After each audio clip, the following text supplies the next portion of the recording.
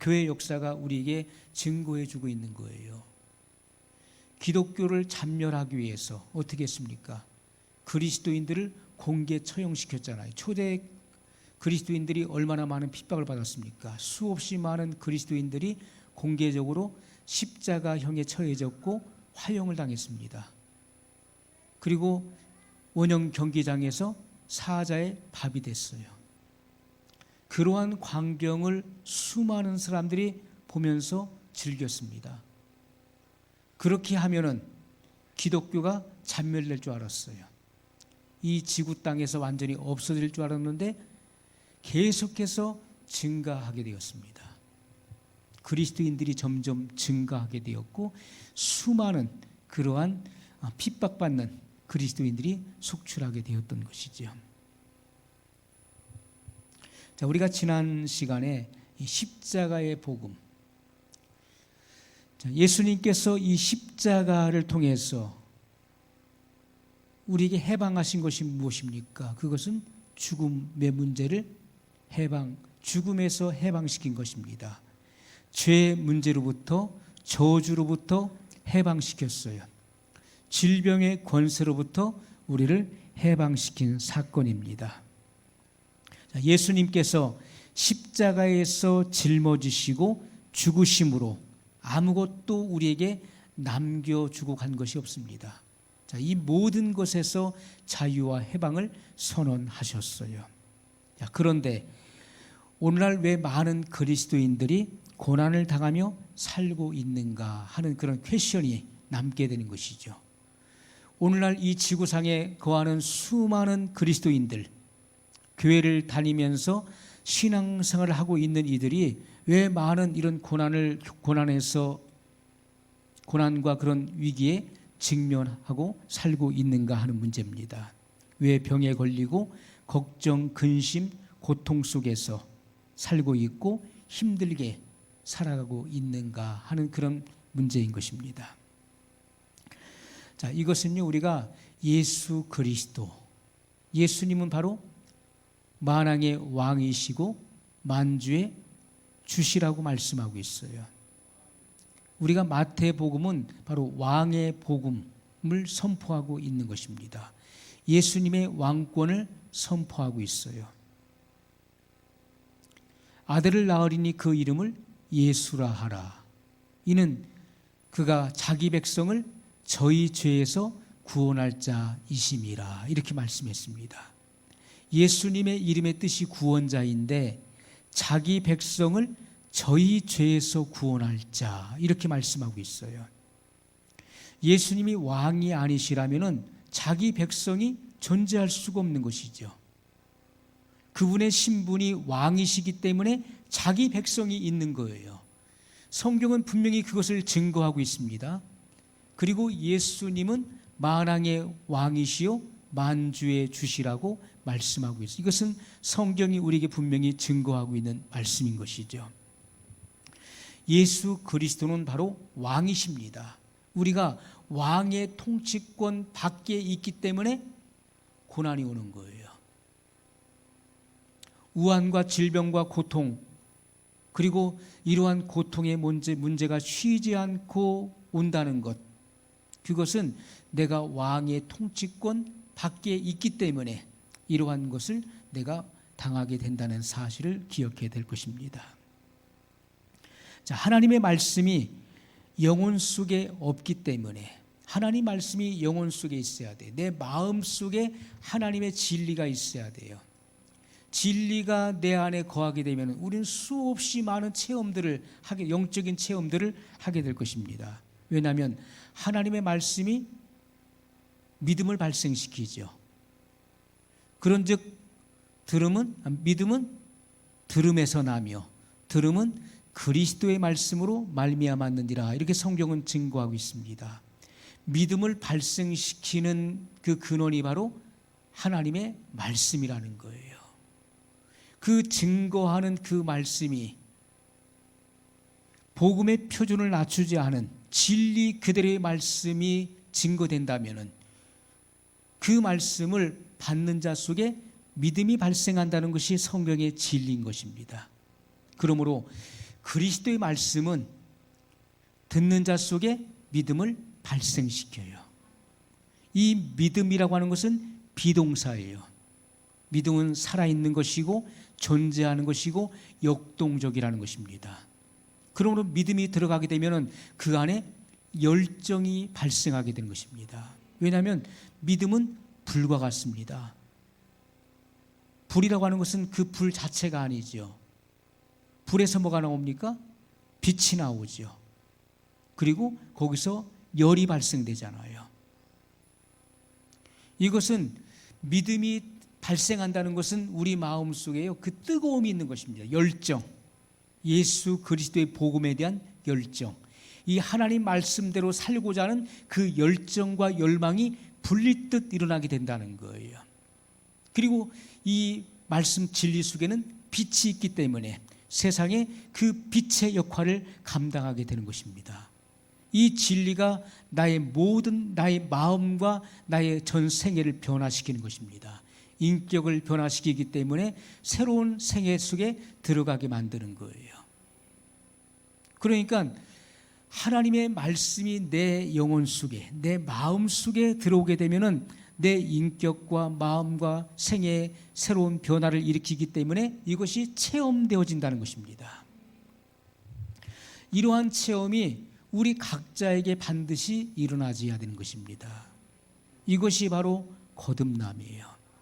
거듭남이라고 하는 것은 신앙생활의 첫 출발을 의미하는 것입니다. 우리의 교리로서는 중생에 해당되는 거예요. 이 거듭남은 신앙생활의 완성이 아닙니다. 이것은 신앙의 입문을 말하는 거예요. 사람이 마음으로 믿어 의에 이르고 입으로 시인하여 구원에 이르느니라, 이렇게 말씀했어요. 그러므로 우리가 주님의 말씀을 믿음으로 의에 이뤄요. 의에 이른다고 말씀하고 있죠.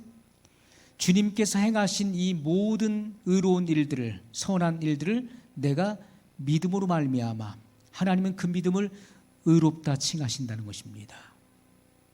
내 마음에 믿어진 바를 입으로 시인할 때, 그것을 고백할 때 구원에 이른다라고 말씀하고 있어요. 이것은 구원의 시작을 말하는 것을 분명히 말씀드렸습니다.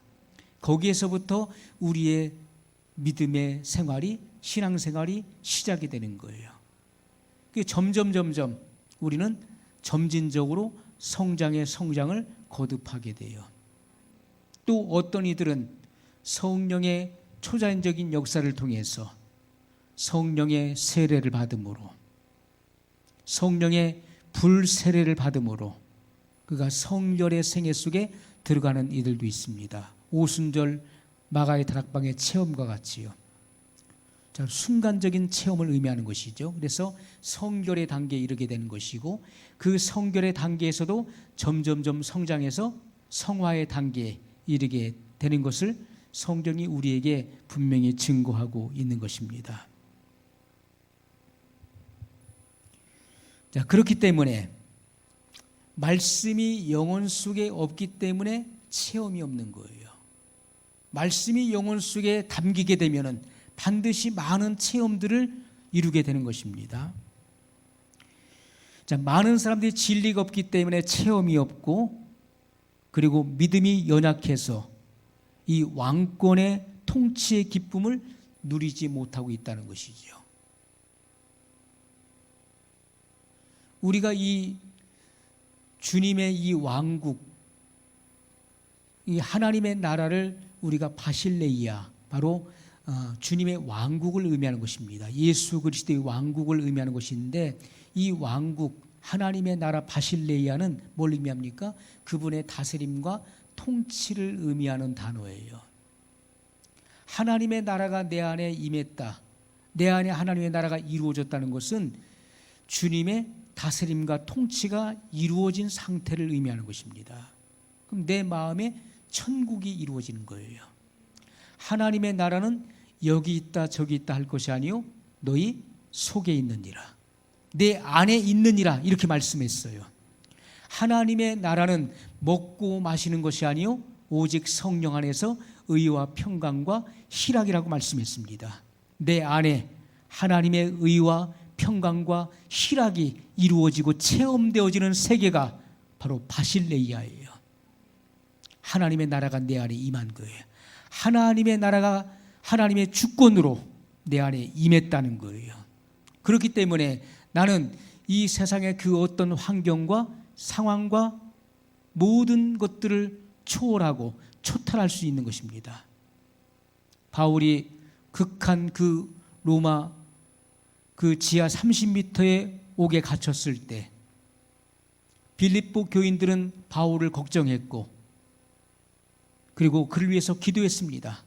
그러나 바울이 그 로마 옥중에서 빌립보 감옥에서 오히려 자기를 염려하고 기도하고 있는 빌립보 교인들에게 서신을 보냈어요. 기뻐하라는 것입니다.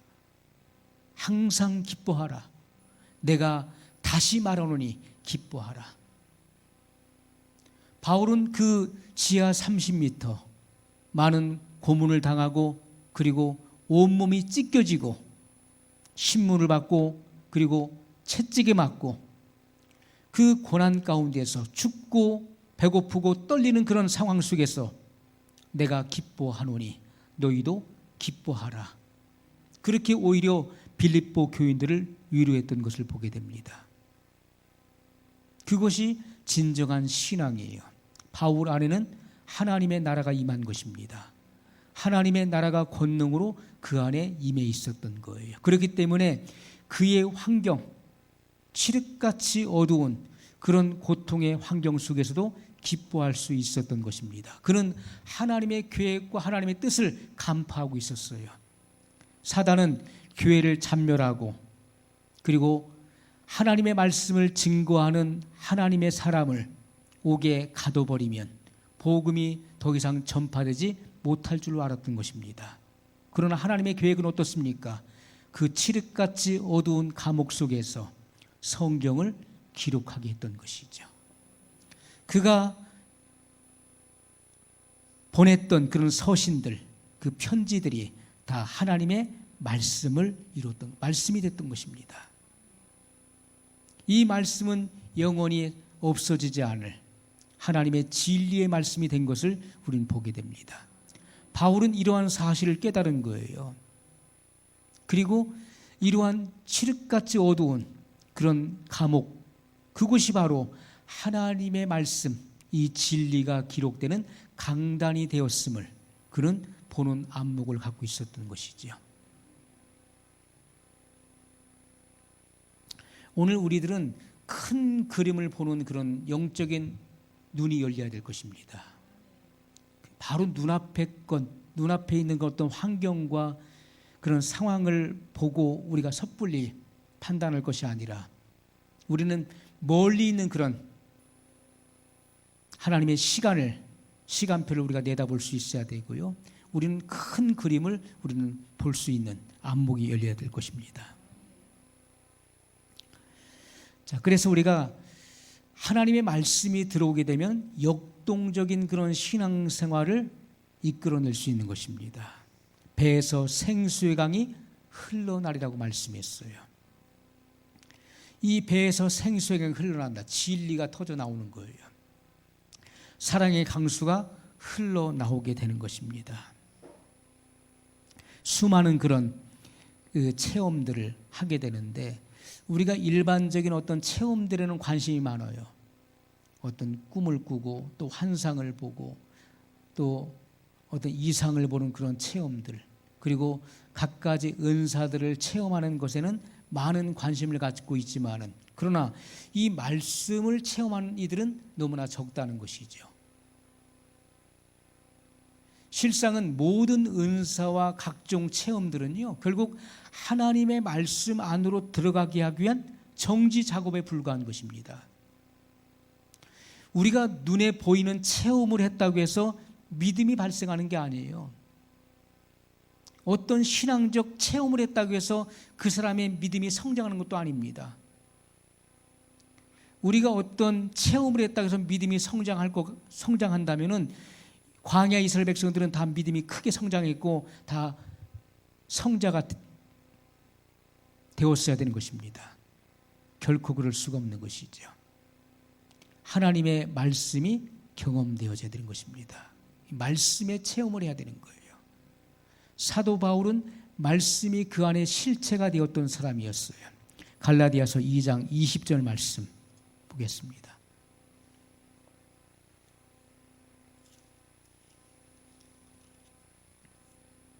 찾으신 분은 같이 읽습니다. 내가 그리스도와 함께 십자가에 못 박혔나니 그런즉 이제는 내가 산 것이 아니요 오직 내 안에 그리스도께서 사신 것이라. 이제 내가 육체 가운데 사는 것은 나를 사랑하사 나를 위하여 자기 몸을 버리신 하나님의 아들을 믿는 믿음 안에서 사는 것이라. 아멘. 바울이 언제 그리스도와 함께 십자가에 못 박힌 적이 있었습니까? 예수님께서 십자가에 못 박히실 때 그때 바울도 같이 예수님과 함께 포개어져서 십자가에 못 박혔었나요? 이것은 영적인 체험을 의미하는 것입니다. 예수님께서 십자가에 못 박혀 죽으실 때 바울인 나 또한 그리스도와 함께 십자가에 못 박혔다. 나의 정과 욕심이 그리스도와 함께 십자가에 못 박혀 죽었노라. 그렇게 고백하고 있는 것입니다. 그런즉 이제는 내가 산 것이 아니요 오직 내 안에 그리스도께서 사신 것이라. 내가 사는 것이 아니라는 것입니다. 그리스도께서 내 안에 나로 살고 계신다. 이것이 우리가 체험되어져야 돼요. 우리는 육으로 보면요, 내가 살고 있는 것이죠. 내가 사는 거 아니겠습니까? 그러나 바울의 경험은요, 내가 사는 것 같지만은 실상은 내 안에 그리스도께서 나로 살고 계신다. 이것을 고백하고 있는 것입니다. 우리가 이러한 사실들이 경험되어져야 된다는 거예요. 내가 아니요 그리스도시다. 내가 사는 것이 아니다. 그리스도께서 내 안에 나로 살고 계신다. 이제 내가 육체 가운데 사는 것은 나를 사랑하사 나를 위하여 자기 몸을 버리신 하나님의 아들을 믿는 믿음 안에서 사는 것이라. 믿음, 바울은 지금 믿음을 말하고 있습니다. 내가 믿음 안에서 사는 것이다. 믿음으로 사는 것임을 분명히 말씀하고 있습니다. 자, 많은 사람들이 이렇게 주님의 통치의 기쁨을 누리지 못하고 있어요. 왜요? 진리가 없기 때문에. 자, 그 이유는 옛사람으로 머물러 있거나 또는 옛사람으로 다시 돌아갔기 때문에 그런 것임을 말씀하고 있습니다. 에베소서 4장 22절의 말씀입니다. 너희는 유혹의 욕심을 따라 썩어져가는 구습을 쫓는 옛사람을 벗어버리고. 자, 유혹의 욕심을 따라 썩어져가는 구습을 쫓는 옛사람을 벗어버리라고 말씀하고 있죠. 자, 이 구습이 무엇입니까? 옛 습관을 말하는 것인데 이것은 누구로부터 유전받은 것입니까? 아담으로부터 유전받은 거예요. 하나님께서 금지하신 그 선악과를 기어코 그것을 범하고 만 것입니다. 왜요? 자기 욕심에 이끌려서 더 이상 하나님의 주권, 하나님의 그 왕권을 인정하지 않겠다는 것이죠. 하나님을 왕으로 인정하지 않겠다. 하나님을 나의 신으로, 나의 하나님으로, 나의 통치자로 인정하지 않고 내가 스스로 왕이 되겠다고 하는 것이 바로 선악과를 범한 사건이었다는 것입니다. 나도 하나님이 될 수 있다. 내가 하나님이 될 것이다. 이 마귀의 말에 속아서 선악과를 범하게 된 것입니다. 그것이 바로 유혹의 욕심을 따라 썩어져가는 구습을 쫓는 것입니다. 사람 속에 있는 이 욕심, 이것은 사탄의 본성을 의미하는, 사탄의 속성을 의미하는 것입니다. 이 죄의 본성을 따르는 것, 그것이 바로 구습을 쫓는 거예요. 우리가 내 안에 옛사람이 있거나 또는 옛사람으로 돌아갔기 때문에 왕의 통치권 밖에 있게 되는 것입니다.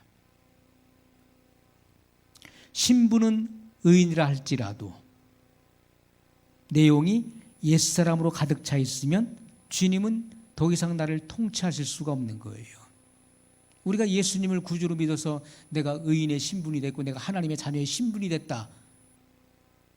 신분이 됐다라고 하지만은 그 내용이 다시 옛사람으로 돌아가 있다면은 하나님은 더 이상 나를 지배하시거나 통치할 수 없다는 거예요.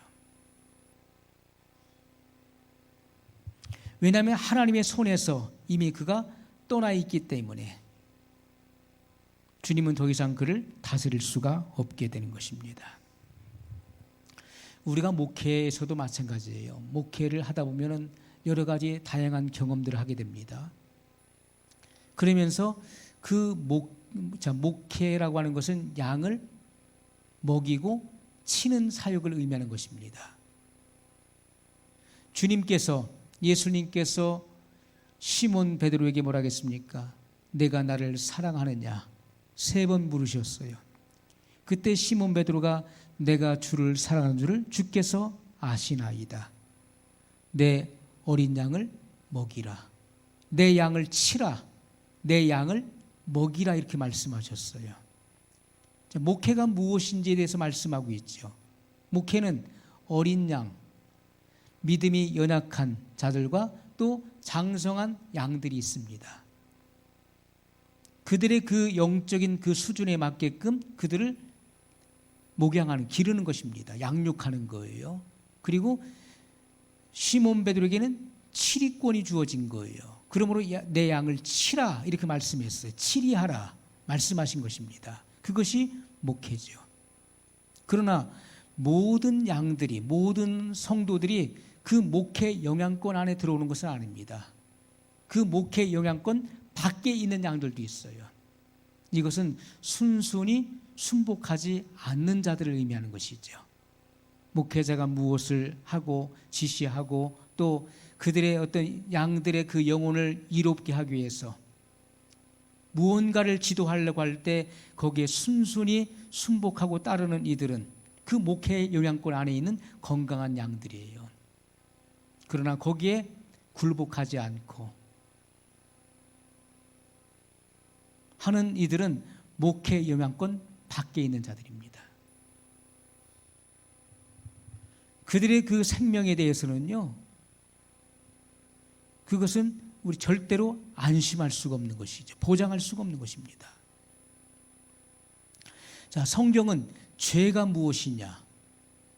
이사야서를 통해서 이 죄에 대한 정의를 내리고 있어요.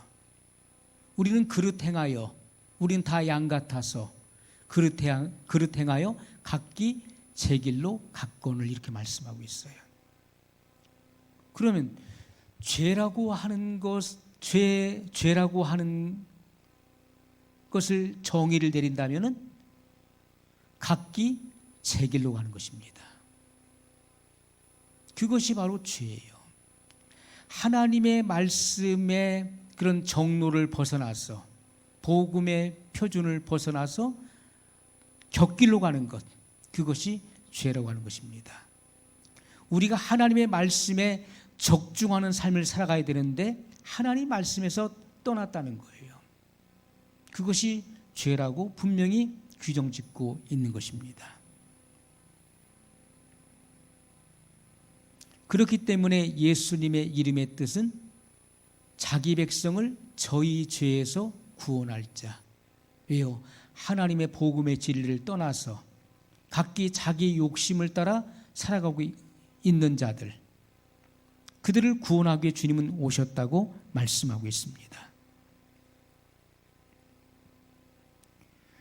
자, 두 번째, 우리가 왕의 통치를 받지 못하는 이유는요, 인간적인 공로와 노력 때문에 그 통치 속에 들어갈 수 없다는 것입니다. 로마서 8장 말씀 보겠습니다.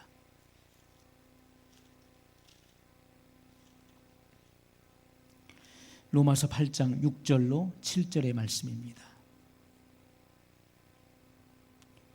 육신의 생각은 사망이요 영의 생각은 생명과 평안이니라. 육신의 생각은 하나님과 원수가 되나니 이는 하나님의 법에 굴복치 아니할 뿐 아니라 할 수도 없습니다. 안 되는 것입니다. 우리가 이 생각이라고 하는 것은 중립적인 것이고요. 이 생각은 혼의 영역에 있는 것입니다. 혼의 영역에 있으면서 이 생각이라고 하는 것은 바로 영의 출입구가 되는 거예요. 이 생각을 어디에 두느냐에 따라서 영의 사람이 될 수도 있는 것이고 육신에 속한 자가 될 수도 있다는 거예요. 육신의 생각은 사망이요. 여러분의 마음이 괴롭고 근심, 걱정이 계속해서 떠나지 않는다는 것은 내가 육신의 생각을 하고 있다는 증거인 것입니다. 내 마음에 평안이 없고 안식이 없고 항상 두렵고 그리고 미래가 걱정되고 무섭고 하는 것은요, 내가 육신의 생각을 하고 있다는 거예요. 육신의 생각을 하는 사람은 뭘 불러드립니까? 사망을 불러들이는 거예요. 그러나 영의 생각은 생명과 평안이니라 이렇게 말씀하고 있어요. 자, 생각을 어디에 두는 것입니까? 영에 둔다는 거예요. 생각을 육신에 두지 않고 영에 둔다는 것은 뭘 의미합니까? 예수님께서 말씀하시기를 내가 너에게 이른 말이 영이요 생명이라. 살리는 것은 영이니 육은 무익하니라. 그렇다면 이 영은 무엇을 말하는 것입니까? 하나님의 말씀을 말하는 것이지요. 주님의 입에서 선포된 말씀을 영이라고 하는 것입니다. 우리가 하나님의 말씀을 주야로 묵상하는 것은 영의 생각을 말하는 거예요. 우리의 생각을 영에 두면은 뭐가 옵니까? 생명과 평안이 임하는 거예요. 하나님 말씀을 계속 주야로 묵상해 보십시오. 우리의 환경은요, 앞이 보이지 않아요. 희망이 보이지 않는 그런 시대를 우리가 지금 살고 있습니다. 이러한 칠흑같이 어두운 긴 터널을 통과할 때 우리가 지금 이러한 현실, 비극적인 현실을 자꾸 생각하게 되면은 사망을 불러들여요. 걱정, 근심, 그리고 탄식이 끊이질 않는 것입니다. 앞길이 막막할 수밖에 없는 거예요. 그러나 우리가 영의 생각, 우리 생각을 영에 둔다는 것이죠. 하나님의 말씀, 우리에게 소망을 주는 하나님의 말씀을 계속해서 그 말씀을 읊조리고 묵상해 보십시오. 그러면 생명과 평안이 내 안에 임하는 거예요. 그것은 바로 그리스도께서 그 진리의 말씀으로 나를 통치하시게 되는 것입니다. 어떠한 상황 속에서든지 내 마음은 평안한 거예요. 우리가 바다를 보십시오. 거친 파도가, 광풍이 불 때 파도가 일어나잖아요. 막 풍랑이 일어나요. 쓰나미가 몰려올 때는요, 높이가 30m 이상 되는 그런 큰 파도가 밀려오기도 합니다. 그러나 깊은 바닷속은 어떻습니까? 수백 미터, 수천 미터의 그 바닷속은요, 아주 고요하고 잠잠한 거예요. 세상의 물결이 흉흉한다 할지라도 우리의 내면은 고요하고 잠잠할 수 있어야 돼요. 내 영혼은 평안해야 되는 것입니다. 왜요? 주님의 통치가 내 안에 이루어지고 있기 때문에. 세상에서 죽이는 환난이 찾아온다 할지라도 내 마음은 잠잠하고 평안해야 되는 거예요. 그 평안을 유지할 수 있어야 돼요. 그것이 바로 그리스도의 통치를 받고 있는 사람이라는 것을 성경이 분명히 말씀하고 있어요. 바울은 자기의 몸을 하나님께 관제로 드릴 그 날을 기다리고 있었습니다. 그 날을 바라보고 있었어요. 그날은 바로 순교의 날이었습니다. 바울은 순교의 날이 가까움을 느끼고 있었어요. 그가 두려워했습니까? 그는 오히려 희망을 가졌던 것입니다. 야, 내가 주님을 배울 날이 이제 점점 가까이 오고 있다. 의로우신 재판장께서 나를 위하여 의의 면류관을 준비하시고 나를 기다리신다. 나는 나를 사랑하시는 주님을 만나러 간다. 그렇게 고백하고 있는 것입니다. 바울 서신을 통해서 그의 담대한 신앙 고백을 우리에게 보여주고 있는 거예요. 그것이 신앙인 것입니다. 오늘날 많은 사람들이 환경에 매여 있고 상황에 매여서 어찌할 바를 알지 못하고 그 마음속에 그나마 있었던 그 마음의 기쁨과 평안마저 다 잊어버리고 빼앗기는 이유가 무엇입니까? 그것은 왕의 통치권 밖에 있다는 것이지요. 우리가 하나님을 향하여 선한 행위라도 그 선한 행위가 육신에서 나온 것이라면, 인간의 노력이나 행위에서 나온 것이라면 그것은 죄 자체라는 것입니다. 많은 사람들이요, 우리가 보십시오. 세상에서 하나님을 알지 못하는 사람, 믿지 않는 사람들이 선한 일을 많이 합니다. 구제 사업도 하고요. 그리고 노숙자들에게 음식을 제공하기도 하고 이러한 선한 일들을 많이 해요. 그러면 그들이 행한 그런 선한 행위가 구원을 받는 데 도움이 되나요? 그것은 전혀 도움이 되지 않는 거예요. 많은 사람들이요, 선한 행위를 하면은 그것으로 구원을 받는다라고 생각을 해요.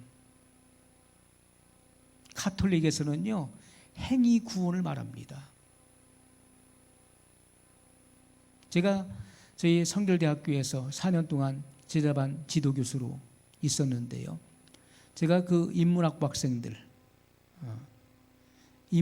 학생들은 그 가톨릭 신자들도 그 주변 교회에 목사님들의 추천을 받게 되면 인문학부에 들어올 수가 있어요.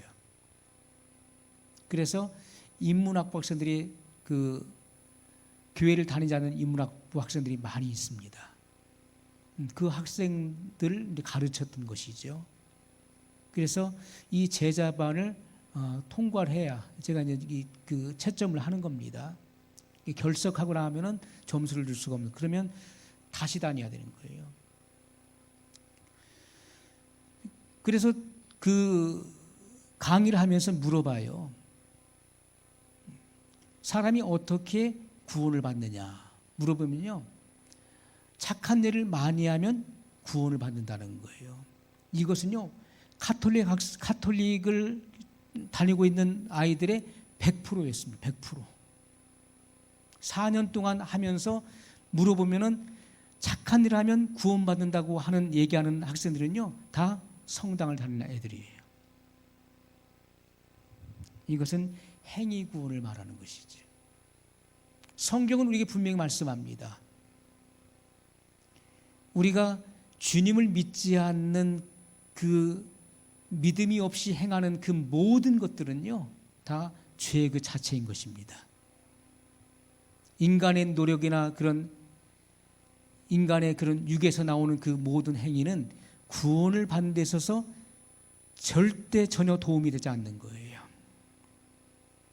자, 다시 말해서 성도의 신앙이 육의 신앙에 머물러 있기 때문에 말씀의 세계를 전혀 체험할 수 없게 된다는 것입니다. 우리가 하나님을 반역한 사람이 착한 일 한다고 열심히 선한 일을 해보십시오. 그것은요, 그 반역에다가 죄를 더하는 것입니다. 반역자가 착한 일 많이 한다고 해서 그것이 그가 용서를 받거나 그가 구원을 얻는, 구제를 받는 일에 전혀 도움이 되지 않는 것입니다. 자, 세 번째, 우리가 왕의 통치를 받지 못하는 것은 기록된 성경 구절에만 집착하기 때문인 것입니다. 기록된 말씀에 집착하기 때문에 그런 것이죠. 자, 하나님 말씀이 살아서 내 속에 실체가 되지 않으면 안 되는 것입니다. 하나님 말씀을 살아있는 떡으로 비유했어요. 나는 하늘로서 내려온 산떡이니 살아있는 떡이다. 이 떡을 먹으면 영생하리라. 인자의 살을 먹고 인자의 피를 마시지 않으면 너희 속에 생명이 없느니라. 사람이 떡으로만 살 것이 아니요 하나님의 입으로 나오는 모든 말씀으로 살 것이니라. 이것은 하나님의 말씀의 떡을 의미하는 것이죠. 주님께서 말씀하시는 인자의 떡, 인자의 살과 피, 나는 하늘로서 내려온 산떡이다. 이것은 이 육신을 말하는 것이 아니지요. 당시의 사람들이 왜 주님을 다 떠났습니까? 다시는 저 사람을 상종하지 말자. 자기가 무엇이간데 누구길래 우리에게 자기의 살과 피를 주어 우리로 하여금 먹게 하겠느냐. 이 말씀은 어렵도다. 누가 알아들을 수 있느냐. 그러나 예수님께서 말씀하신 이 인자의 살과 피는 주님의 입에서 나오는 이 생명의 말씀을 의미했던 것이죠. 하나님의 말씀이 내 안에 실체가 되지는 안 되는 것입니다. 왜 주님께서 이러한 비유를 말씀하셨을까요? 우리가 육신의 음식도요, 내가 먹게 되면 어떻게 됩니까? 음식을 섭취하게 되면 그 음식이 내 입속으로 들어가서 그것이 소화작용을 통해서 내 살을 만들고 피를 만들어내는 거예요. 그 음식이 내 몸을 형성하잖아요. 이것은요, 내 몸의 일부가 되는 것입니다. 내 몸 자체가 되는 거예요. 그것처럼 하나님 말씀도 그와 같다는 것입니다. 하나님의 진리의 말씀을 내가 먹게 되면은 그 말씀이 나의 영의 살과 피가 된다는 거예요. 이 말씀은 주님의 말씀이 영의 양식이 되어서 나의 실체가 된다는 것입니다. 내 영혼의 실체가 된다는 것을 말씀하고 있어요. 그럴 때 우리는 하나님 말씀대로 나도 모르게 사라지는 역사가 일어나게 되는 것입니다. 왜요? 그 말씀이 나의 영적인 실체가 됐기 때문에 그런 것입니다. 나도 모르게 하나님 말씀에 그대로 굴복되어지는 역사가 일어나는 거예요. 말씀이 원하는 대로 나도 모르게 사라지는 역사가 일어나게 되는 것입니다. 그렇기 때문에 하나님 말씀을 살아내는 그런 삶을 살게 된다는 것입니다. 성경이 우리에게 분명히 그것을 말씀하고 있어요. 요한복음 1장 14절의 말씀입니다.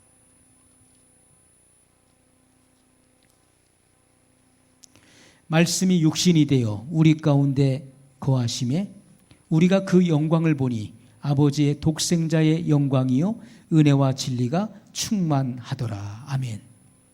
자, 우리의 눈으로 볼 수 없었던 그 말씀, 워드, 이 언어, 이 말이 육신을 입고 이 땅에 오셨어요. 그분이 바로 예수 그리스도이십니다. 예수님은 태초부터 말씀으로 구하셨던 분이에요. 하나님의 말씀입니다. 영원한 생명의 말씀이었다고 요한 1서에 기록하고 있잖아요. 태초부터 있었던 생명의 말씀에 관하여는 우리가 들은 바요, 눈으로 본 바요, 주목하고 우리 손으로 만진 바라. 주님의 제자들은요, 주님의 입에서 나오는 그 말씀을 생생히 들었습니다. 성육신 하신 주님을 눈으로 보았어요. 그분을 손으로 만져보았습니다. 부활하신 이후에 주님의 손과 그 옆구리에 손을 넣어보았어요. 부활체이신 예수님의 몸도 만져보았습니다. 예수님 살아계실 때 사도 요한은 주님의 몸에, 주님의 팔에 누워서 주님의 품에 의지하여 주님과 대화를 나누었던 사도였습니다. 우리 손으로 만진 바라. 그 눈으로 볼 수 없는 그 언어가, 하나님의 말씀이 사람의 형상을 입고 이 땅에 오셨다는 거예요. 이것은 신비 중에 신비인 것이죠. 초대교회 영지주의 이단이 등장하고 그리고 교회에서 거짓 선지자들, 거짓 선생들이 드러났을 때 예수님에 대해서 잘못된 말씀을 증거할 때 그런 거짓 이단에 빠지지 않게 하기 위해서, 그런 미혹에 빠지지 않게 하기 위해서 사도 요한은 요한복음을 성령의 감동으로 기록하게 된 것입니다. 예수님이 누구신가를 보여주고 있는 거예요. 말씀이 육신이 되어 우리 가운데 거하심에. 자, 예수님이 누구시냐? 그분은 태초부터 있었던 생명의 말씀이셨다. 그 말씀이 육신을 입고 이 땅에 오셨다. 우리가 그의 그 영광을 보니 아버지의 독생자의 영광이요. 무슨 말씀이죠? 예수님께서는 아버지를 현현하시는 분이시라는 거예요. 본래 하나님을 본 사람이 없으되 아버지 품에 독생하셨던 그 성자 하나님께서 이 땅에 육신을 입고 오심으로 아버지의 실체를 보여주셨다는 거예요. 그래서 예수님은 나를 본 자는 아버지를 보았거늘 어찌하여 아버지를 보여달라 하느냐. 나를 본 자는 아버지를 보았느니라. 나는 아버지와 동등하다. 나는 아버지와 하나다. 이렇게 말씀하고 있는 것입니다. 예수님을 보면은 하나님이 어떠한 분이심을 알 수가 있는 거예요. 하나님의 그 속성을 알 수 있는 것이고 하나님의 그 거룩성과 그리고 그분의 의로움을 알 수가 있는 것입니다. 사도 요한은 그의 영광을 보았다고 말씀했어요. 그 독생자의 영광. 우리가 그 영광을 보니 아버지의 독생자의 영광이요 은혜와 진리가 충만하더라. 주님의 입에서 선포되는 그 은혜와 진리를 그는 분명히 보았습니다. 오늘 우리들도 은혜와 진리를 봐야 돼요. 은혜와 진리. 우리가 은혜 아래 있지 않으면 예수님은 하나님의 은혜가 그 위에 머물러 있더라. 그 말씀은 곧 예수님은 은혜 아래 있었다는 것이죠. 바울은 뭘 고백했습니까? 우리가 은혜 아래 있는 사람은 더 이상 죄 아래 거할 수 없다는 것을 말씀하고 있어요. 우리는 하나님의 은혜가 무엇인지를 알아야 되는 것이고 그리고 은혜의 삶을 살아내야 되는 것입니다. 율법주의적인 사람이 돼서는 안 돼요. 율법은 선한 하나님의 말씀입니다. 그러나 율법주의가 돼서는 안 된다는 거예요. 율법주의자가 돼서는 절대로 안 되는 것입니다. 우리는 은혜의 사람이 되어야 되는 거예요. 율법주의와 그리고 은혜로 사는 사람을 쉽게 구분할 수 있는 방법이 있어요. 우리가 율법주의라고 하는 것은 율법은 정죄의 기능을 하잖아요. 사람이 죄를 범하는 순간에 율법은 그 기능을 발휘합니다. 사망에 쏘는 것은 죄요. 죄의 권능은 율법이니라. 그 죄를 드러내서 정죄하는 것은 율법이라는 거예요. 많은 사람들이 신앙생활하면서 율법주의자들이 너무나 많아요. 율법이라고 하는 것은 이러한 유리입니다. 유리. 투명 유리와 같아요. 남의 잘못을 그대로 보는 거예요. 아, 저 사람 또 그러네. 그렇게 하지 말라고 또 그러네. 저 사람 또 잘못했어. 율법주의자들의 눈에는요, 남의 허물과 단점과 잘못만 보이는 거예요. 그렇기 때문에 예수님께서는요, 남을 판단하지 말라, 비판하지 말라. 내가 하는 그 비판으로 도로 비판을 받을 것이다. 너의 헤아림으로 내가 도로 헤아림을 받을 것이라고 말씀했어요. 남의 눈 속에 있는 티를 빼고자 하는 자여, 먼저 내 눈 속에는 들보를 빼어라. 그리고 나서야 남의 눈 속에 있는 티를 빼게 되리라 말씀했어요. 우리가 예수님께서는요, 들보와 티를 말씀하신 거예요. 남의 눈 속에 있는 티를 본다는 것은 내 속에 뭐가 있다는 것입니까? 들보가 있다. 들보가 뭡니까? 옛날 집을 지을 때 이 지붕, 이 집의 그 지붕을 가로지르는 석가래를 말하잖아요. 큰 이 나무를 말하잖아요. 그런 엄청난 단점이 내 안에 있다는 거예요. 그런데 남의 눈 속에는 티가 보인다는 거예요. 티는 뭡니까? 눈에 잘 보이지도 않는 그 먼지와 같은 거예요. 그런 티가 들보가 있는 사람 눈에는요, 그 티가 크게 부각돼서 보이는 거예요. 그것은 내가 그와 같은 죄를 범한 경험이 있기 때문에, 그리고 나는 죄 전문가이기 때문에 남의 속에 있는 그런 지극히 작은 단점이 크게 보이는 것입니다. 내가 그러한 경험이 없다면요, 그것은 안 보이는 거예요. 예수님 당시에 현장에서 가늠하다 잡힌 여인이 머리채를 머리채가 잡혀서 끌려와서 내동댕이 쳤어요. 예수님께서 뭐라고 하셨습니까? 너희 중에 죄 없는 자가 먼저 돌로 치라 했을 때 다 돌을 내려놓고 집으로 다 가버렸어요. 왜 그렇습니까? 그와 같은 죄를 범치하는 사람이 아무도 없었다는 거예요. 많은 사람들이 자기가 짓는 죄에 대해서는 너무나 관대한 거예요. 남이 짓는 죄에 대해서는 용서가 없는 거예요. 무자비한 것입니다. 돌로 치야 돼. 당장 죽여야 돼. 나는 그거보다도 훨씬 더 많은 죄를 짓고 있는데 나 자신에 대해서는 너무나 긍휼이 풍성해요. 내가 짓는 모든 것들은 다 합리화시키고 덮어주는 거예요.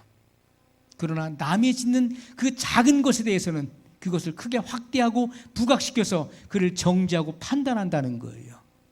그러므로 예수님께서는 남을 비판하는 자여, 네가 비판하는 그 비판으로 네가 도로 비판을 받을 것이다.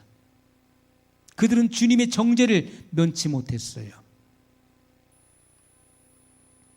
죄의 전문가가 아니고서는요, 그 남의 작은 그런 먼지와 같은 그런 티가 보일 수가 없는 것입니다. 그렇기 때문에 우리가 남의 눈 속에 있는 그 티를 빼고자 한다면 먼저 내 속에 있는 그런 큰 단점을 먼저 뽑아버려야 되는 거예요. 철저하게 회개하고 뽑아버려야 돼요. 그러면 어떻습니까? 이 눈이 어떻게 될까요? 이 눈이 미움의 눈, 남을 정죄하고 판단했던 이 눈이요, 사랑의 눈으로 변화되는 거예요. 그러면 어떻습니까? 사랑은 허다한 허물을 덮게 되는 거예요. 더 이상 남이 짓는 그런 죄와 단점을 들춰내지 않습니다. 그것을 내가 덮어버리게 된 사랑의 사람이 되는 것입니다. 성경이 그것을 말씀하고 있는 것이죠.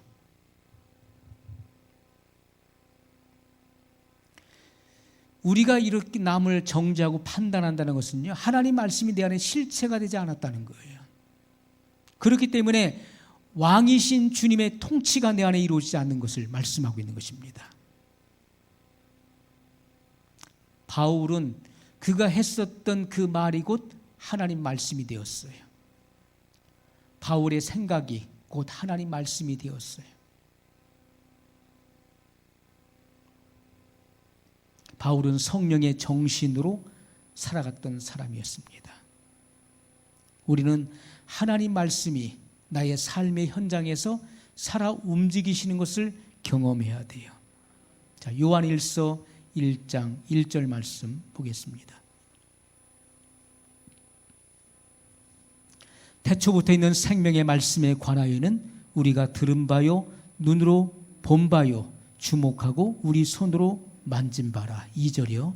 이 생명이 나타나신 바 된지라. 이 영원한 생명을 우리가 보았고 증거하여 너희에게 전하노니 이는 아버지와 함께 계시다가 우리에게 나타나신 바 된 자니라. 아멘.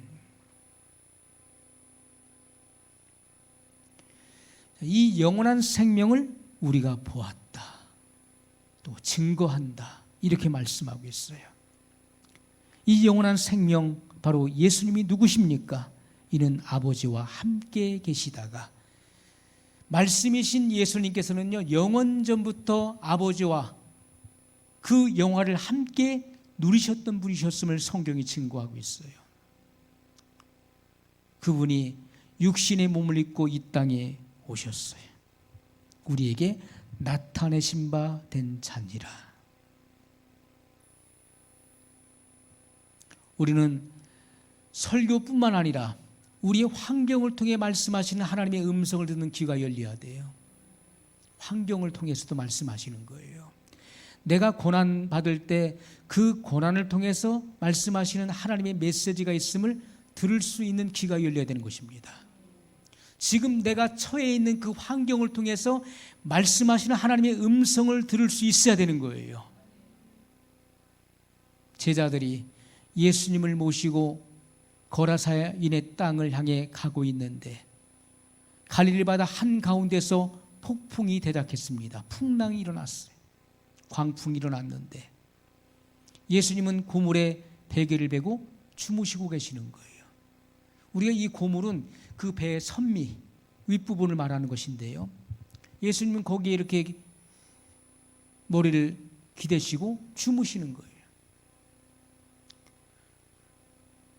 폭풍이 일어났는데 예수님 마치 아무 일도 없는 것처럼 깊은 잠을 자고 계시는 거예요. 어떻게 그런 일이 있을 수 있나요? 제자들은 이 배가 지금 침몰하게 되어서 광풍이 일어보시면 어떻게 되겠습니까? 광풍이 일면 거기에 파도가 이니까 배가 하늘 높이 치솟았다가 밑으로 떨어지고 그리고 배가 얼마나 흔들렸겠습니까? 바닷물이 이 배에 막 쏟아져 들어오는 그런 상황이잖아요. 예수님의 온몸도 젖었을 것입니다. 제자들은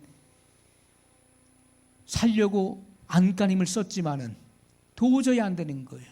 결국은 예수님을 깨웠습니다. 우리의 죽게 된 것을 돌아보지 아니하시나이까. 주여 주여 우리의 죽게 된 것을 돌아보지 아니하시나이까. 배가 뒤집히게 되었어요. 주님을 깨웠습니다. 주님께서 일어나셔서 바람과 물결을 꾸짖으신데 즉시로 고요하고 잠잠하게 되었어요. 그리고 제자들에게 하신 말씀이 무엇입니까? 어찌하여 두려워하느냐 믿음이 적은 자들아.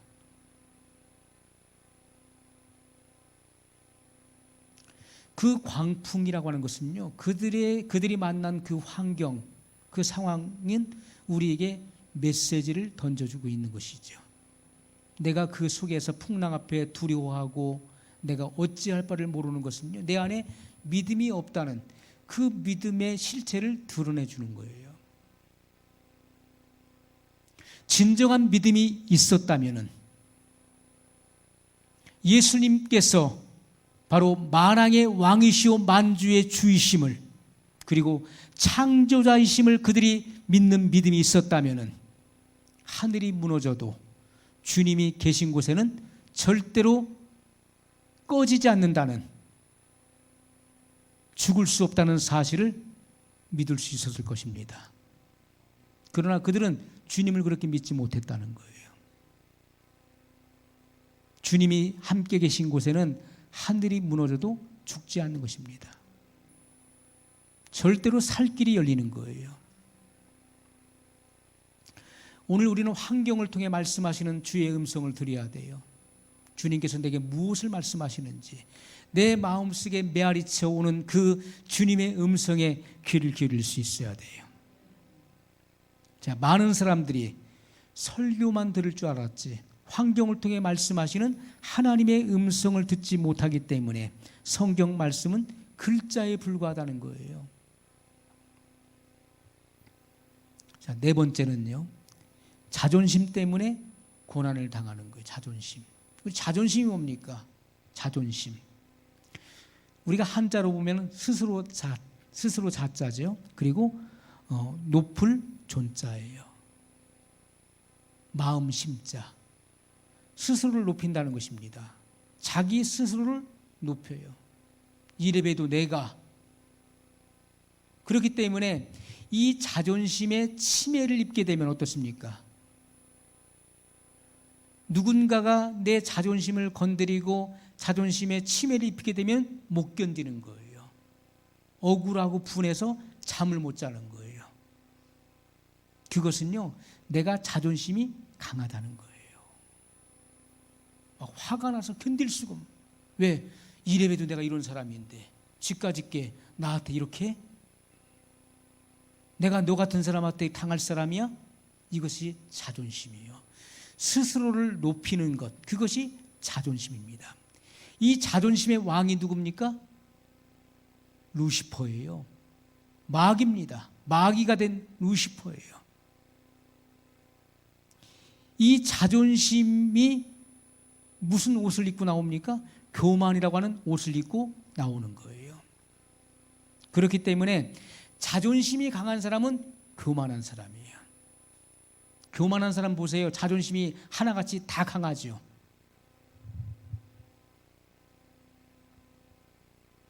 자존심은 교만으로 나타나게 되는 것입니다. 잠언서 11장 2절 말씀입니다.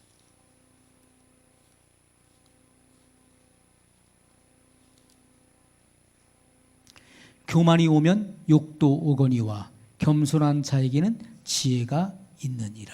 아멘. 자, 교만이 오면 욕도 온다는 거예요. 겸손한 자에게는 지혜가 있습니다. 하늘의 지혜가 있는 거예요.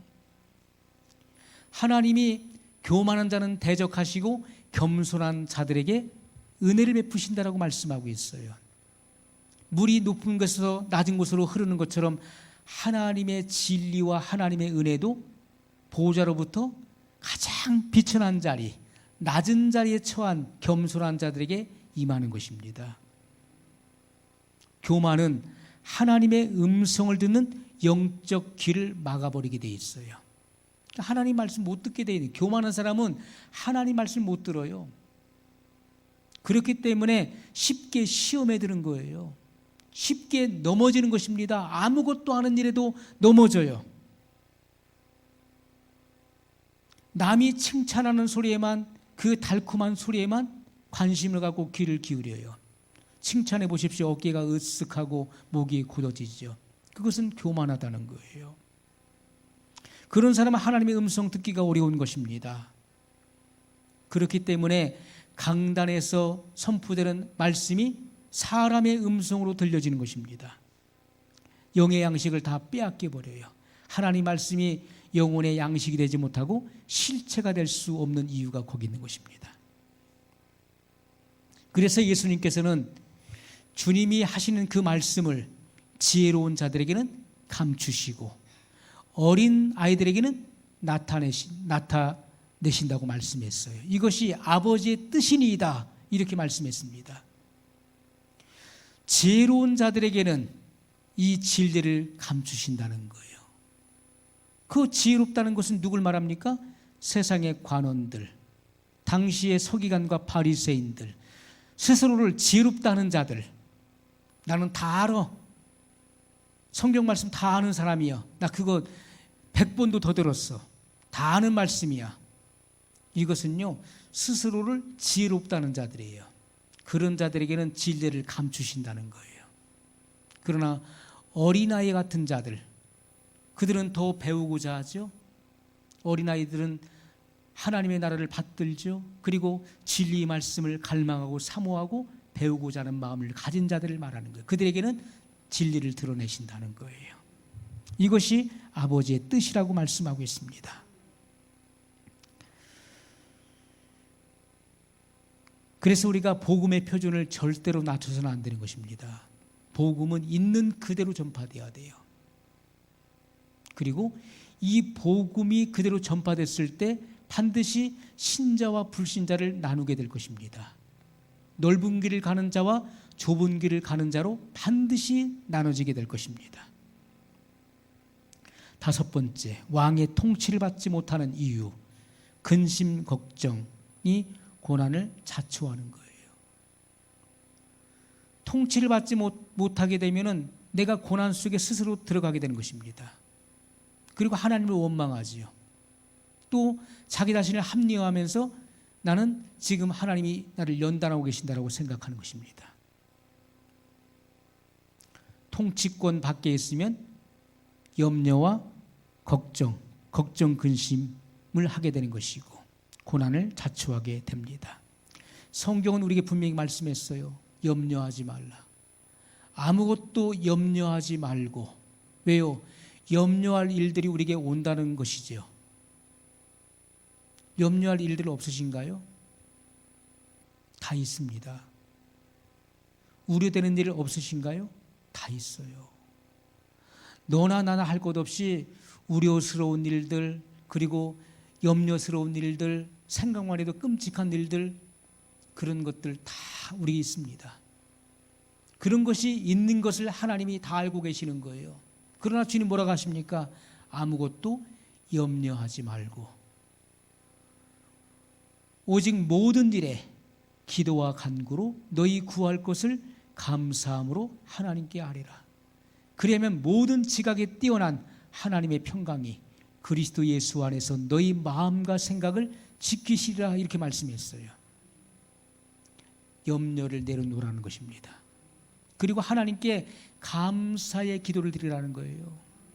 감사의 기도는요, 기도의 응답을 말하는 거예요. 나의 기도가 이미 응답되었음을 믿고 고백하라는 것입니다. 그것이 기도의 방법이에요. 근심 걱정을 하는 이유가 무엇입니까? 하나님의 말씀을 불신하기 때문에 근심 걱정이 오는 거예요. 예수님께서는 염려하지 말라는 말씀을 수없이 반복하셨어요. 공중에 나는 새를 보아라, 들의 백합화를 보아라. 염려하지 말라는 거예요. 염려할 것 뭐가 있느냐? 하나님께서 수많은 공중의 새, 이런 새들을 사람들이 매일같이 먹이를 줘서 기르느냐? 너희 천부께서 이 공중에 나는 새 한 마리도 관심하고 기르신다. 하늘을 나는 참새 한 마리, 그리고 이런 한 쌍에 한 아사리온에 팔리는 그런 참새도 하나님께서 허락지 않으면 땅에 떨어지는 법이 없다. 그들의 생명도 하나님이 주관하신다. 하물며 너희일까 보냐. 주님은 그렇게 말씀하셨어요. 오늘 있다가 내일 시들어서 아궁이에 던져지는 들풀도 아름다움으로 하나님께서 입히시지 않느냐. 들에 가서 들의 백합화 또는 들꽃을 관찰해 보십시오. 하나님께서 그들도 아름다움으로 입히시는 거예요. 하물며 너희일까 보냐. 너희가 진정 하나님의 자녀임을 믿는다면, 하나님이 진짜 너희의 아버지시요 너희가 하나님의 진짜 자녀임을 믿는다면 걱정 근심을 멈추라는 거예요. 걱정 근심은 하나님을 전폭적으로 의지하지 못하기 때문에 오는 것입니다. 그래서 예수님께서는 마태복음 11장 28절에 수고하고 무거운 짐진 자들아 다 내게로 오라, 내가 너희를 쉬게 하리라 말씀했어요. 걱정, 근심, 수고로운 짐을 짊어지고 갑니다. 신앙생활을 한다고 하면서 걱정, 근심에 수없이 많은 짐들을 쌓아 짊어지고 가는 거예요. 주님은 그것을 내려놓으라고 말씀하고 있어요. 마치 걱정, 근심을 보화처럼 부둥켜 안고 그것을 놓지 않으려고 하는 속성을 가지고 있죠. 그렇기 때문에 그 문제로부터 자유할 수 없는 것입니다. 잠언 16장 3절 말씀입니다. 너의 행사를 여호와께 맡기라, 그리하면 너의 경영하는 것이 이루리라. 아멘. 너의 행사를 여호와께 맡기라. 우리의 모든 일들, 만사를 하나님께 맡겨야 돼요. 마치 여러분들이 산 꼭대기에 올라가서 여러분이 가지고 있는 그 문제를요 줄로 묶어가지고 휙휙휙 돌려가지고 멀리 던져버리라는 거예요. 하나님께. 여러분이 가지고 있는 문제를 마치 눈덩이처럼 뭉쳐가지고 모든 문제를 저 산 꼭대기에서 저 산 밑으로 휙 하고 굴려버리라는 거예요. 맡기라는 것은 그런 뜻을 갖고 있는 내용입니다. 내가 가지고 있는 모든 염려, 근심의 문제를 하나님께 다 맡기라는 거예요. 그분께 드리라는 것입니다. 우리가 이론적으로는 알고 있지만은 그것이 내 삶 속에서 그것이 실행되어지는 사람이 과연 몇 사람이나 있습니까?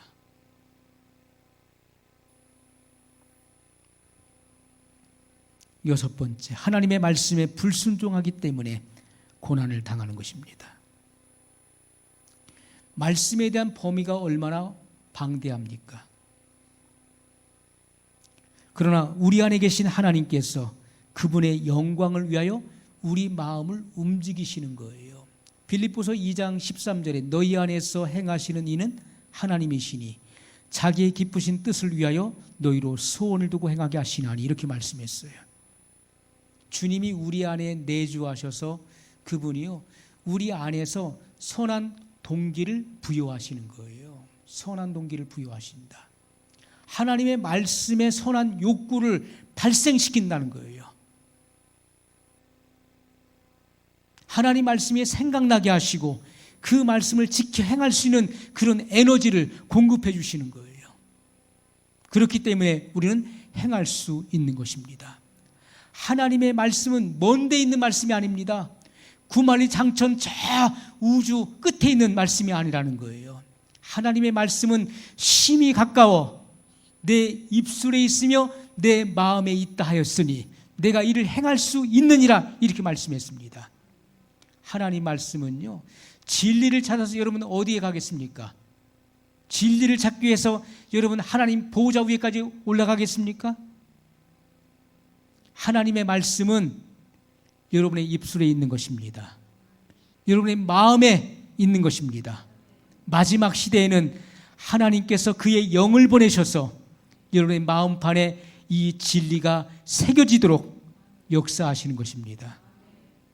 구약의 하나님의 말씀 10계명은 두 돌비에 새겨졌지만은 신약의 하나님의 새 언약의 말씀은 여러분의 마음판에 깊이 새겨지는 것입니다.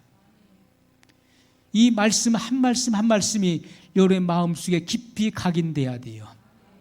여러분의 생각 속에 이 말씀이 깊이 새겨져야 되는 것입니다. 그래야 하나님 말씀으로 완전히 무장된 사람만이 이 마지막 시대의 주님을 배신하지 않을 수 있어요. 교인 많으면 뭐 할 겁니까? 교인이 수만 명, 수십만 명 되면 뭐 할 겁니까? 바람에 나는 겨와 같이 핍박이 찾아오고 불이익이 찾아오고 손해가 찾아올 때 다 흩어지는 교인들은 아무런 쓸모도 없는 거예요.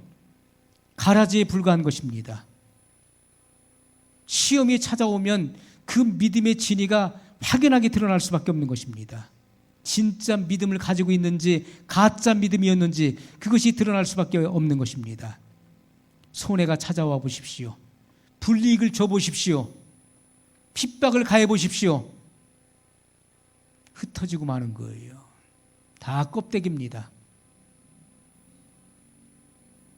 그러나 손해를 감수하고 불이익을 당연시하고 해를 받는 것도 마땅히 그것을 받을 것으로 핍박을 감수하고 하나님 말씀에 순종하는 자들만이 진실한 믿음이 들어가 있는 사람들이에요. 그들이 알곡들이고 그들이 하나님의 백성들입니다. 천국을 소유한 사람들이에요. 주님은 이 마지막 시대에 반드시 알곡과 가라지를 갈라내시는 그 하나님의 심판이 하나님의 교회에서 하나님의 집에서부터 시작되리라 하신 그 말씀이 지금 우리 현실로 지금 임하고 있는 거예요. 저는 이 말씀을 지금 경험하고 있는 거예요. 이 말씀이 그냥 막연한 말씀이 아니었던 것이죠. 하나님의 심판이 임하는데 어디서부터요? 하나님의 집에서부터 시작되리라. 교회에서부터 믿는다고 하는 신자들부터 시험하는 이 역사가 지금 우리 시대에 지금 일어나고 있지 않습니까? 믿음의 그 바닥이 다 드러나는 것이고 그 정체성이 다 드러나고 있는 거예요. 지금 한국교회 지금요 다 드러나고 있어요. 지금. 그래서 예수님께서는요, 인자가 올 때 세상에서 믿음을 보겠느냐, 믿음의 진리를 지금 다 가리고 있는 것입니다. 얼마나 주님의 말씀이 정확하고 이 말씀이 때가 되어서 이 말씀이 이루어지기 시작하니까 이 말씀이 실체가 되는 것입니다. 우리 피부로 와 닿는 거예요. 누가 이 말씀을 부정하겠습니까?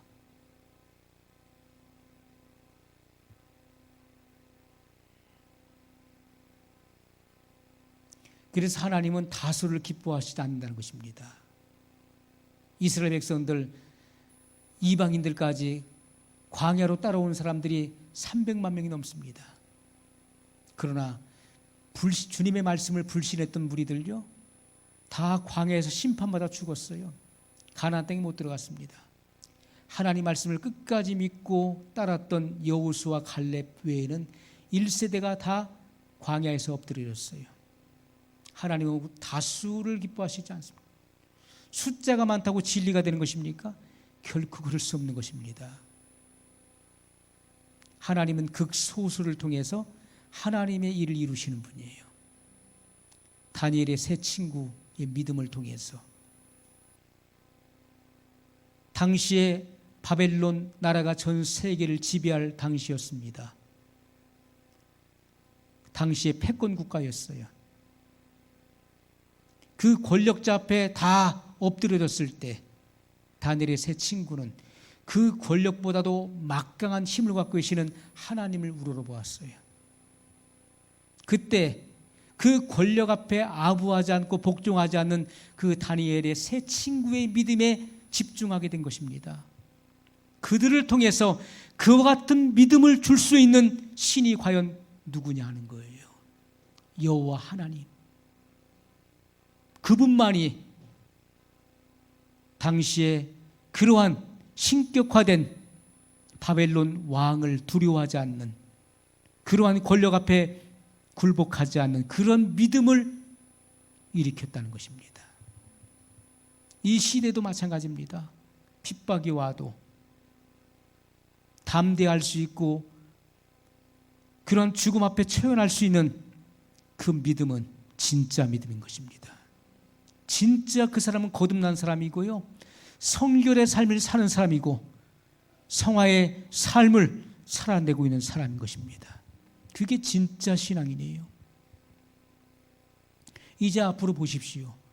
점점 더 그 일들이 더 가열되어지고 이제 더 큰 핍박이 찾아올 때 믿음의 진리는요 확연하게 드러나요. 홍해수가 갈라지는 것처럼 확연하게 갈라집니다. 이쪽이냐 저쪽이냐, 이것은요 진리와 비진리는 확연하게 나눠지는 거예요. 절대로 중간지대는 없는 것입니다. 절대로 있을 수가 없는 거예요.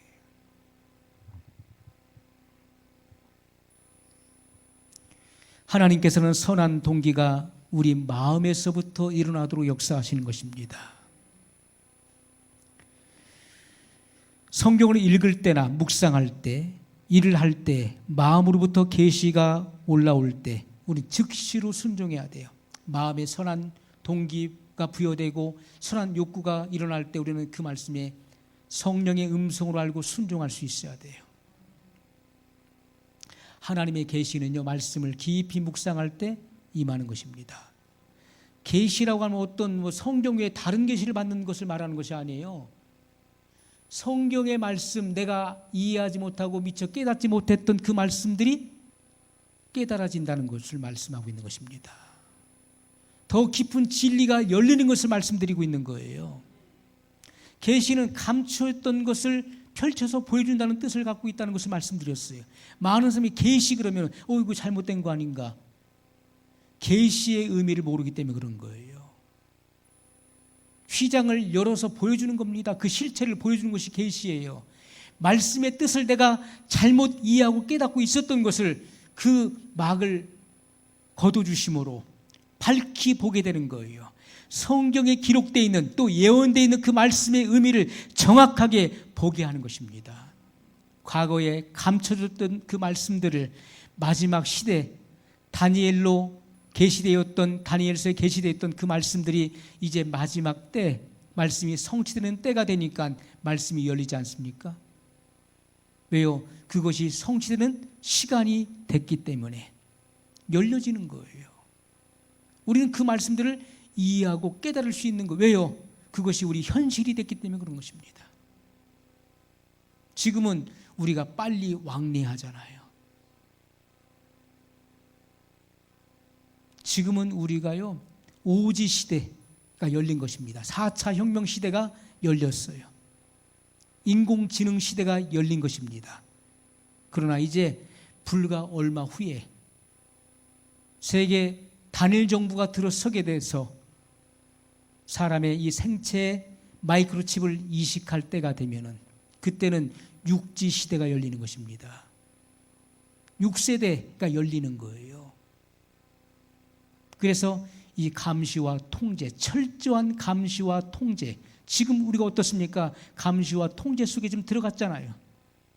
이것이 아주 이제 실체화되는, 모든 인류를 등급을 먹이고 감시하고 통제하는 그런 시대가 열리는 것입니다. 완전히 그 속에 들어가는 거예요. 그 체제 속에. 성경의 모든 말씀들이 이렇게 실체화되고 있잖아요. 우리가 지금 몸소 경험하고 있지 않습니까? 우리는 이러한 사실을 통해서 주님이 오실 때가 아주 임박했다는 사실을 우리는 피부로 경험해야 되는데, 오늘 많은 사람들이 그럼에도 불구하고 평안하다, 아직은 아니다, 안전하다 하면서 주님이 오실 날이 마치 먼 장래에 일어날 것처럼 생각하고 잠들어 있다는 것입니다. 다 졸며 잘세. 그러면 열 처녀가 다 졸다가 다 잠들었다는 말씀인가요? 성경은 그렇게 말씀하고 있는 것이 아닙니다. 조는 자와 자는 자로 구분한 것입니다. 열 처녀의 비유는 그런 거예요. 우리는 다 열 처녀가 다 졸다가 잠들었다. 성경은 슬기로운 다섯 처녀와 미련한 다섯 처녀를 분리하고 있습니다. 조는 자와 자는 자를 분류한 것입니다. 미련한 다섯 처녀는 잠에 취해 있었던 거예요. 이것은 평안하다, 안전하다는 자를 의미하는 것입니다. 그러나 슬기로운 다섯 처녀는 졸다가 깨어난 것입니다. 왜요? 때가 임박했음을 인식하고 깨어난 거예요. 그렇기 때문에 신랑 되시는 예수님을 맞이할 수 있었던 것입니다. 성경은 그 진리를 말씀하고 있는 거예요. 그런데 우리는 이 성경의 이런 말씀, 이 문맥을 그대로 문자대로 해석해서 그것을 다 졸며 잤다. 그런데 다섯은 슬기롭고 다섯은 미련했다. 그렇지가 않은 것입니다. 조는 것과 자는 것은 전혀 다른 거예요. 자는 사람은 죽은 자와 방불한 것입니다. 깊이 잠들어 있는 사람은 무슨 일이 일어나는지를 전혀 알 수가 없는 거예요. 그는 세상에 돌아가는 일들을 전혀 알 수가 없는 것입니다. 주님의 재림이 임박해서도 그것을 전혀 느낄 수가 없는 거예요. 그러나 조는 사람은 어떻습니까? 깊이 잠든 상태가 아닌 거예요. 그는 지금 설잠을 자고 있는 거예요. 깜빡하면 졸지 않습니까? 자다 깨다 하는 거예요. 그 조는 것이죠. 그러다가 충격이 왔을 때 그는 정신이 바짝 들게 되는 것입니다. 성경은 그것을 말씀하고 있는 것이죠. 그렇기 때문에 그들은 주님의 재림이 더디오니까, 또 예수님의 재림이 있다는 많은 일들이 있었지만 그것이 다 불발로 그쳤어요. 그러나 주님께서는 재림의 조짐이 보일 때, 징조라는 것은 조짐이잖아요. 재림 직전은 반드시 하늘의 징조, 땅의 징조, 세상의 징조와 교회 안에 징조가 일어날 것을 말씀했어요. 이러한 조짐들을 보면서 잠에서 깨어난 것입니다. 그렇기 때문에 슬기롭다는 거예요. 왜? 깨어나서 기름을 준비했기 때문에 그들은 슬기로운 처녀들이에요. 오늘 우리는 하나님의 말씀을 통해서 우리 자신을 조명받아야 됩니다. 내가 지금 왕이신 예수님의 이런 통치를 받고 있는가, 다스림 속에 있는가, 아니면 그 통치 영역 밖에 있는가를 우리 자신을 우리는 관찰해 봐야 될 것입니다. 그래서 하나님 말씀이 내 안에 실체가 되는 그러한 믿음의 삶을 살아낼 수 있는 저와 여러분이 될 수 있기를 예수님의 이름으로 소원합니다. 오늘 말씀을 기억하면서 우리 한 목소리로 같이 기도하겠습니다. 거룩하신